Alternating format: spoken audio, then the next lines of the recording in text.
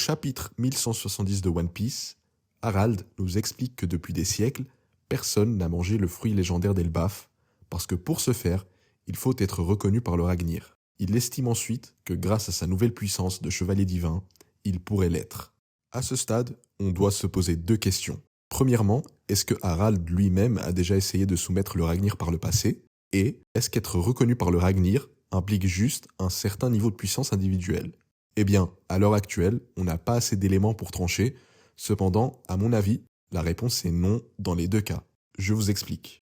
Xebec croyait que le fruit du démon d'Elbaf ne révélerait sa pleine puissance que si Harald le mange. Il a passé des années entières à demander à Harald de le rejoindre, croyant que sa puissance avec le fruit du démon, accouplée à celle de son armée de géants et de la Galela, lui permettrait de renverser le monde. Si ce n'était qu'une question de pouvoir et non de vouloir, pourquoi est-ce que Xebec insiste autant? Pourquoi est-ce qu'il visite Harald pendant toutes ces années? Si, qu'il le veuille ou non, Harald est tout simplement physiquement incapable de manger le fruit.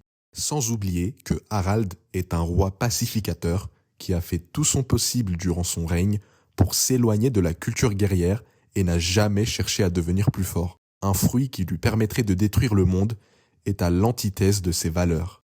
D'ailleurs, il y a aussi un autre détail que beaucoup oublient. Au chapitre 1169, Harald estime que Loki est capable de manger le fruit du démon et donc de soumettre le Ragnir. Cependant, au 1170, il dit, en parlant à Loki qui est face au Ragnir, que ce qu'il est en train de faire est inutile, que personne à part lui ne pourra être reconnu. Il estime donc que Loki ne peut pas soumettre le Ragnir. Sauf qu'on sait que c'est factuellement faux, vu que Loki, justement, a été reconnu. Donc, ce que dit Harald ici est faux. Mais du coup, pourquoi prendre le reste de sa phrase au pied de la lettre? Surtout que n'oubliez pas que c'est Harald, le chevalier divin, qui est en train de parler ici, et qu'il dit plus tard dans le même chapitre qu'il ne réfléchit plus comme avant et qu'il se prend pour un dieu, qu'il se croit au-dessus de tout le monde. Le jugement d'Harald est donc biaisé par son nouveau statut de chevalier divin.